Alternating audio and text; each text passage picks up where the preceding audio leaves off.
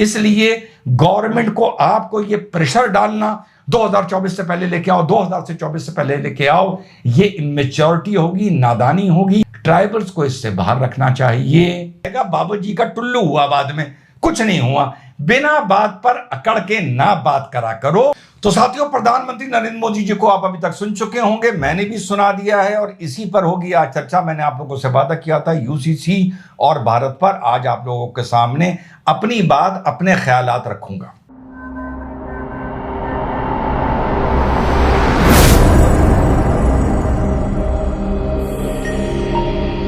Hello, नमस्कार, सत श्री अकाल, अस्सलाम वालेकुम। कैसे हैं जनाब? धत्तेरी की कटर छापो। पूरे देश को, खासतौर से मुसलमान भाइयों को ईद उल हज की लाख लाख शुभकामनाएं, लाख लाख मुबारक। मुझे बात समझ में नहीं आती कि इस त्योहार का नाम बकरा ईद किसने रख दिया।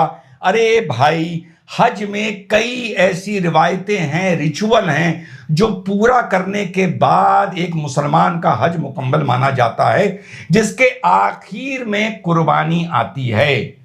मुझे बात समझ में नहीं आती कि किसी भी रिवायत को इतनी प्राथमिकता नहीं दी जाती जितनी कुर्बानी को दी जाती है, और त्योहार का नाम ही बकरा ईद रख दिया। कमबख्त लोग, बेचारे अज्ञानी हिंदू भाई भी जब कोई शुभकामनाएं भेजते हैं, मुबारक भेजते हैं, तो ईद की मुबारक में, बकरा ईद की मुबारक में सींगों वाला बकरा बनना होता है। भाई साहब, देख के बहुत अजीब लगता है। इसीलिए इस त्योहार को मैं हमेशा हज की मुबारकबाद देता हूं और इसको मैं ईद उल हज बोलता हूं। खैर, आगे चलते हैं। नरेंद्र मोदी साहब के बयान के बाद यूसीसी पर राजनीति गर्मा गई है। ऑल इंडिया मर्द लॉ बोर्ड हरकत में आ गया है। जाहिल आजम और लश्कर जाहिला के लोग हरकत में आ गए हैं। इसी बात पर डिबेट हो रहा था। मैंने कहा, भैया मैं सिर्फ आधे घंटे के लिए आऊंगा यार, जाहिल अब मुझसे झेले नहीं जाते। तो दो बातें वहां पर जाहिल साहब ने बोली, उसका मैंने क्या जवाब दिया, पहले ये सुन लीजिए। शुक्रिया अमीश भाई, जय हिंद, वंदे मातरम। देखिए, जब यूसीसी आएगा तो मुसलमान को, सिख को, ईसाई को, हिंदू को, किसी भी ट्राइब को, बौद्ध को, सबको बोलने का अधिकार है। मैं मानता हूं इस बात का, लेकिन खुदा के वास्ते मुसलमान सारी माइनॉरिटी के प्रवक्ता ना बने। भैया अपनी बात करो। सिख क्या करेगा, ईसाई क्या करेगा, ट्राइब क्या करेगा, दलित क्या करेगा, जैन क्या करेगा, वो तुम उन पर छोड़ो। उनके पास प्रवक्ता हैं, वो अपनी अपनी बात रख लेंगे। सिर्फ बात करते हैं मुसलमान की।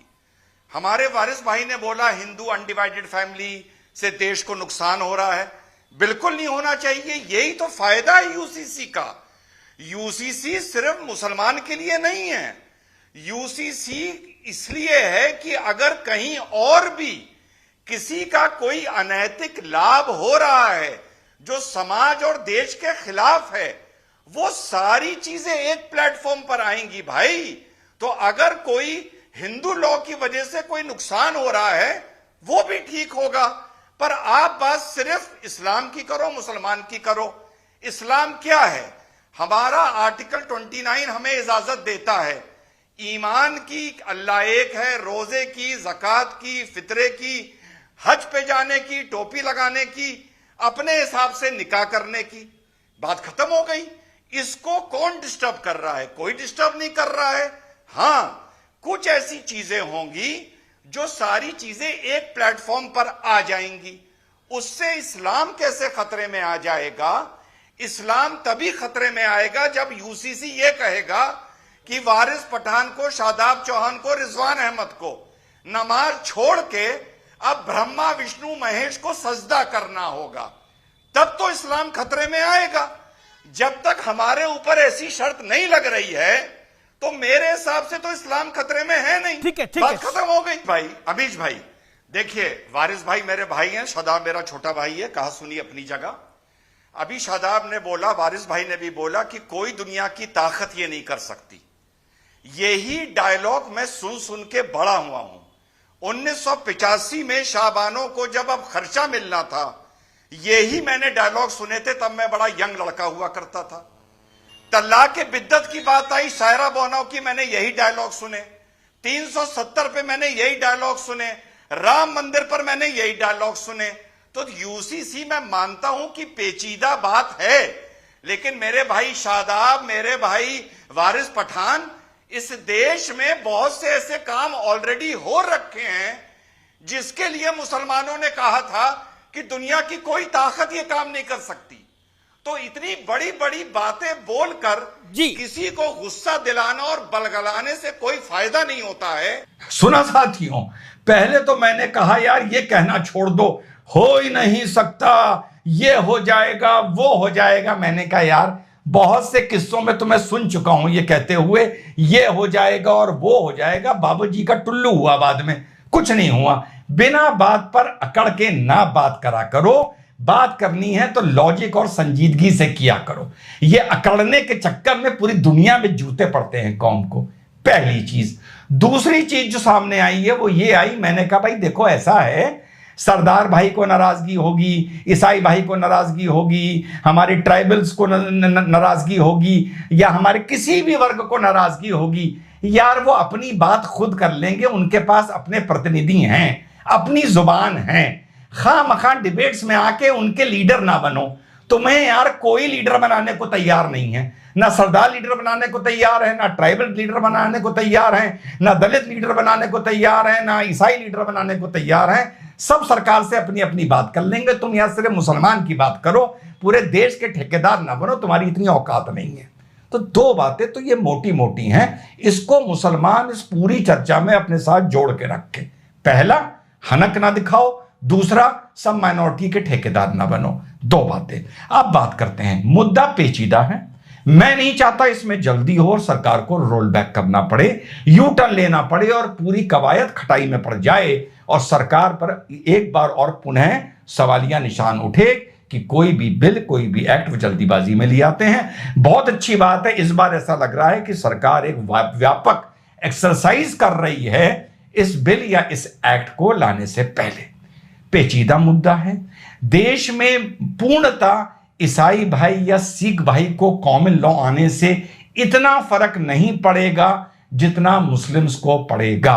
लेकिन अब एक दौर ऐसा चल गया है जहां पर आदमी अपने अस्तित्व की लड़ाई लड़ रहा है, कास्ट समुदाय अपने अस्तित्व की लड़ाई लड़ रहे हैं।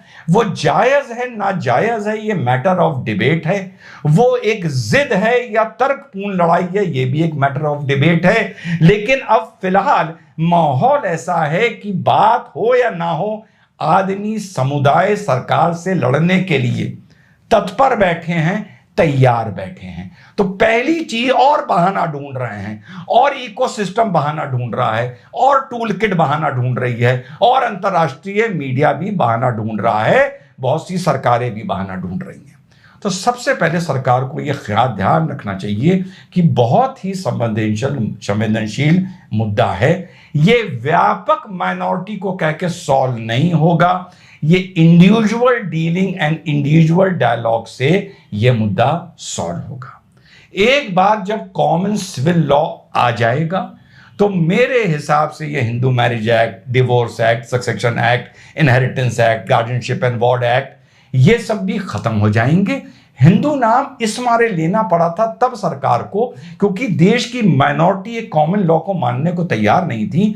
तो एक मॉडर्न लॉ जिसको मनुस्मृति से इंस्पायर करके नहीं बनाया गया, किसी धर्मशास्त्र से इंस्पायर करके नहीं बनाया गया, पूर्णतः एक मॉडर्न लॉ बनाया गया और मजबूरी में उसका नाम हिंदू से स्टार्ट करना पड़ा। हिंदू कोडिफाइड बिल जितने भी आए, क्योंकि माइनॉरिटी उसमें आने को तैयार नहीं थी। लेकिन जब फाइनली इस देश का हर आदमी एक बिल में आ जाता है तो ये जितने भी एक्ट हैं मेरे हिसाब से ये भी नल एंड वॉइड हो जाएंगे, ये भी खत्म हो जाएंगे और एक इंडियन सिविल कोड बनकर सामने उभरेगा। पहली चीज। दूसरी चीज, जैसा मैंने बताया, बहुत वर्ग हैं, बहुत कल्चर हैं, बहुत ही डाइवर्स नेशन है। ये हमारी ताकत भी है, ये हमारी कमजोरी भी है। दो आप लोगों को उदाहरण दूंगा छोटे छोटे। हिंदी, आप लोगों को एक बात पता है, हिंदी अभी भी नेशनल लैंग्वेज नहीं है, सिर्फ ये एक ऑफिशियल लैंग्वेज है। ऑफिशियल लैंग्वेज और नेशनल लैंग्वेज में फर्क ये होता है कि national language by and large पूरी कंट्री को एक्सेप्टेबल होती है। ऑफिशियल लैंग्वेज हिंदी और इंग्लिश है कि आप कोई भी सरकार से पत्राचार करना चाहें, कुछ भी करना चाहें तो आप हिंदी और इंग्लिश दोनों में कर सकते हैं, वो मान्य होगा। लेकिन फिर भी दक्षिण भारत में वो इंग्लिश में या लोकल स्टेट लैंग्वेज में ही मान्य होता है, हिंदी को मान्यता नहीं मिलती है। आप लोग भी देख चुके हैं, 30 साल से तो मैं देख रहा हूं, हाल में नई जनरेशन सोशल मीडिया के तौर पर देख रही है। कितने वीडियो सामने आते हैं जब साउथ का स्पीकिंग आदमी, कोई south Indian, an Indian from south India speaking आदमी एक नॉर्थ इंडियन से हिंदी को लेकर बहस कर रहा होता है और वो सिर्फ एक आइसोलेटेड इंसिडेंसेस नहीं है, ये बड़ी कॉमन चीज है। तो हमारी सोसाइटी इतनी डाइवर्स है कि अभी तक हिंदी को हम एक्सेप्टेबल नहीं करा पाए हैं। दूसरी चीज, आप गौ मास को लेकर चलिए। सोशल, कल्चर, पॉलिटिकल रीजन से आज की तारीख में भी गौ मांस हमारे भारत में खाया जा रहा है, सेवन किया जा रहा है। नॉर्थ ईस्ट में किया जा रहा है, गोवा में किया जा रहा है, इवन पौंडीचेरी के कुछ पॉकेट्स में किया जा रहा है। क्यों किया जा रहा है? कोई सरकार चाहती है गाय काटी जाए? नहीं चाहती है। लेकिन ये सोशल, पॉलिटिकल, कल्चरल कंपल्शंस हैं और जिसके अधीन या जिसके सामने भाजपा भी अपने आप को मजबूर पाती है। तो यूसीसी एक ऐसी डिजायरेबल चीज है जो पूरे देश को चाहिए, लेकिन सरकार को इसमें बहुत सेंसिटिव होना पड़ेगा, पहली बात। दूसरी बात, एक जनरल एडवाइस दूं, and I am sure government ये करेगी, कि ट्राइबल्स ऑफ द कंट्री को यूसीसी से परे रखना पड़ेगा। ये मेरा कन्विक्शन है, ये मेरा यकीन है कि ट्राइबल्स, जो शेड्यूल्ड ट्राइब्स हैं, उनको आप यूसीसी के अधीन नहीं ला पाएंगे, ना उन्हें समझा पाएंगे। और ये उन लोगों को जो हमारे देश में ट्राइबल कल्चर में या ट्राइब्स के बीच में लॉ एंड ऑर्डर अस्थिरता पैदा करना चाहते हैं, उन लोगों को एक ये मौका मिलेगा। So government should not touch the tribal rituals and tribal culture of the country. पहली चीज, कंट्री साथियों इतनी सेंसिटिव है कि पहले हमारे सिख भाई हिंदू मैरिज एक्ट में रजिस्ट्रेशन करवाते थे। हिंदू मैरिज एक्ट में उसी का रजिस्ट्रेशन होता था, तो उसका रिलीजन मैरिज में हिंदू लिख के आता था। लेकिन जो गुरुद्वारे में हमारे सिख भाइयों की शादी होती थी वो एज अ सिख होती थी। तो ये एक कॉन्ट्रडिक्शन था जिसका सिख भाइयों ने विरोध किया, और बाद में आनंद मैरिज एक्ट, आनंद मैरिज कोड बन के आया, जिसके अधीन सिख भाइयों का रजिस्ट्रेशन एज सिख होने लगा। So the country is very sensitive. मुझे नहीं लगता कि गवर्नमेंट इस वीडियो को सेव करके रखिएगा, मुझे नहीं लगता कि गवर्नमेंट एक स्वीपिंग यूसीसी लेके आएगी जो सबको एक कानून के अधीन खड़ा कर देगा सारी चीजों में। ट्राइबल्स के लिए तो मैं गवर्नमेंट को रेड फ्लैग कर रहा हूं कि यूसीसी में गवर्नमेंट ट्राइबल्स को इनकलकेट ना करे, इनको ना जोड़े, पहली चीज। दूसरी चीज, मैं गवर्नमेंट से यह रिक्वेस्ट करता हूं, और मैंने अपने तरीके से की भी है, कि स्वीपिंग लॉ ना लाएं, कि सब एक लॉ के अधीन आ जाएं। कुछ चीजें जो बहुत सेंसिटिव हैं, जिनको गवर्नमेंट को एड्रेस करना चाहिए, और जिसमें कोर्ट्स ने भी पूरे हिंदुस्तान में कंफ्यूजन मचा रखा है। पहली, age of the child at the time of marriage, age of the boy and age of the girl. Karnataka high court Muslim को लेके कुछ बोल देता है, पंजाब हाई कोर्ट कुछ बोल देता है, सुप्रीम कोर्ट ऑनरेबल कुछ बोल देता है। ये एज एक भारत में यूसीसी के अधीन आनी चाहिए, एक्सेप्ट द ट्राइब्स, कि सब जो भी गवर्नमेंट एज तैयार करे, 18 करे, 21 करे, 24 करे, ये गवर्नमेंट की मर्जी। पहली चीज ये होनी चाहिए। दूसरी, डिवोर्स लॉज इंडिया की सबके लिए यूनिफॉर्म होनी चाहिए, except the tribes. Divorce law, marriage का तरीका, मैरिज का रिचुअल सबका अलग है, सबका अलग हो सकता है। जिसको चाहे आर्य समाज में कराए, जो चाहे मस्जिद में कराए, जो चाहे निकाह कराए, जो चाहे चर्च में कराए, जो चाहे गुरुद्वारे में कराए, लेकिन रजिस्ट्रेशन सबका एक जगह होना शुरू होना चाहिए। शादी कैसे होनी है, इसकी परमिशन होनी चाहिए। जैसा मैंने बताया, हिंदू एक्ट डिसॉल्व हो जाएगा, इंडियन एक्ट हो जाएगा, तो इसके साथ साथ आपको गोवा का जो लॉ है वो भी आपको डिसमेंटल करना पड़ेगा, वो भी खत्म करना पड़ेगा, फिर सब एक ही लॉ के अधीन आ जाएंगे। लेकिन फिर से दोहरा रहा हूं, स्वीपिंग लॉ नहीं आ सकता जो हर चीज को आपको अधीन कर दे। मेरे हिसाब से गवर्नमेंट को सिविल, उसमें एडॉप्शन हो गया, इनहेरिटेंस हो गया, इसके अलावा फर्स्ट प्रायोरिटी पर एज ऑफ द चाइल्ड जरूर देखनी चाहिए, जो पूरे भारत में फिक्स होनी चाहिए, कोई कंफ्यूजन नहीं होना चाहिए, कोई एक्सेप्शन नहीं होना चाहिए। हाँ, फिर से दोहरा रहा हूं, ट्राइबल्स का होना चाहिए, वहां हमें नहीं घुसना चाहिए। दूसरा, डिवोर्स के स्टैंडर्ड लॉज होने चाहिए, और divorce as per your personal law नहीं होना चाहिए। जो भी होना चाहिए वो लीगल तरीके से थ्रू द कोर्ट होना चाहिए। मैरिज 4 मैरिजेस गवर्नमेंट को बंद करनी चाहिए, लेकिन 2 मैरिजेस गवर्नमेंट को अलाउ करनी पड़ेंगी अंडर स्पेशल सर्कमस्टांसेस और एक्सेप्शनल सर्कमस्टांसेस। सिंगल मैरिज आप इंप्लीमेंट भारत पर नहीं कर सकते, क्योंकि यहां पर बहुत से लोगों के इश्यूज होते हैं। बच्चा नहीं हो रहा, शादी करनी है, लड़का नहीं हो रहा, शादी करनी है। इसी तरह गोवा कोडिफाइड लॉ में भी ये प्रोविजन है कि 30 साल की एज तक अगर लड़का ना हो तो हिंदू आदमी दूसरी शादी कर सकता है। तो इन चीज़ों का ख्याल करते हुए ये प्रिविलेज आपको सोसाइटी को देनी पड़ेगी कि अंडर ए गिवन सर्कमस्टांसेस आदमी 2 शादी तक कर सकता है, 4 शादी बिल्कुल हर कीमत पे खत्म होनी चाहिए। Inheritance of property of the girl child, ये भी पूरे देश में सबका कॉमन हो जाना चाहिए। ये मोटी मोटी चीजें हैं जो मुझे लगता है कि ये एड्रेस होनी चाहिए। तो ये कुछ चीजें हैं जहां पे गवर्नमेंट फुट डाउन कर सकती है कि ये होगा ही होगा। इसके अलावा मुझे लगता है गवर्नमेंट को पर्सनल लॉ को किसी ना किसी लेवल पर इस कंट्री में मौजूदा हालात में लीनियंट करना पड़ेगा।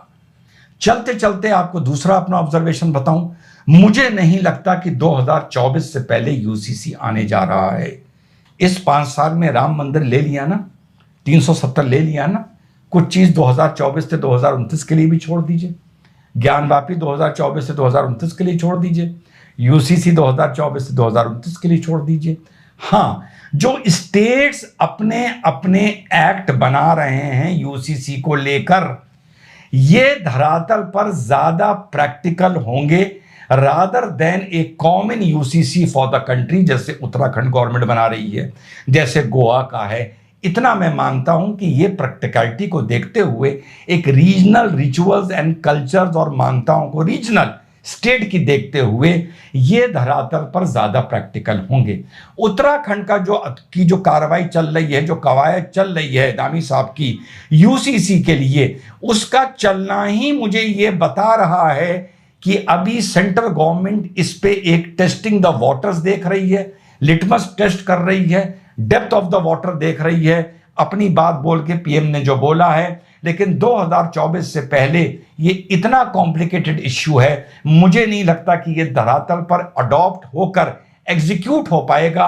हाँ, इसकी कवायद शुरू करी जा सकती है एक नेशनल लेवल पर और एक स्टेट लेवल पर। मुझे ये लग रहा है कि यूसीसी दोनों लेवल पर आएगा, एक बड़ा ब्रॉड यूसीसी आएगा नेशनल लेवल पर और एक यूसीसी आएगा स्टेट लेवल पर। इसके अलावा जो भी एक्ट आए ये बहुत सोच समझ के आए। इस टाइम सोसाइटी बहुत ही वॉलेटाइल है, बहुत ही एग्रेसिव है, बहुत ही सेंसिटिव है, और अगर इसकी धरातल पर एक बार गलती हुई, जैसे फार्म लॉ में हो गई, चलिए मान लिया हो गई, तो फार्म लॉ 10 साल पीछे हो गए। अब कोई सरकार जल्दी फार्म लॉ लाने की हिम्मत नहीं करेगी। इसी तरह यूसीसी है, अगर इसमें जल्दीबाजी हुई और सरकार को इसको बैक करना पड़ा तो समझ लीजिए यूसीसी 10, 20, 25 साल के लिए गया। इसलिए गवर्नमेंट को आपको ये प्रेशर डालना 2024 से पहले लेके आओ, 2024 से पहले लेके आओ, ये इमेच्योरिटी होगी, नादानी होगी। सरकार पर सोशल मीडिया के जरिए आप लोग अनैतिक दबाव ना बनाएं, सरकार पर भरोसा रखें, कहें हम चाहते हैं, लेकिन साथ में ये भी ध्यान रखें कि इस एक्ट को बहुत सोच समझ के लाना पड़ेगा, क्योंकि मैं नहीं चाहता ये रोल बैक करे, क्योंकि एक बार रोल बैक करा तो मामला 20-25 साल खिसक जाएगा। तो ये मेरा टेक है कुल मिलाकर कि एक कॉम्प्रिहेंसिव टोटल लॉ पूरे भारत के लिए नहीं आ सकता, हर चीज में कुछ मुख्य बिंदुओं पे आ सकता है। मैं आपको 2 बार बता चुका हूं। इसके अलावा स्टेट्स को एक्टिव होना चाहिए, फेडरल सिस्टम को एक्टिव होना चाहिए, और स्टेट अपने अपने रीजन की तरफ से अपने अपने मान्यताओं के हिसाब से, ट्रेडिशंस के हिसाब से यूसीसी अलग लाएं, स्टेट अलग लाए, दोनों में कॉम्बिनेशन बने। ट्राइबल्स को इससे बाहर रखना चाहिए, ये मैं बार बार दोहरा रहा हूं, मैंने अपनी तरफ से सजेस्ट भी किया है कि tribals should be kept out of the UCC. जय हिंद, वंदे मातरम, खुदा हाफिज।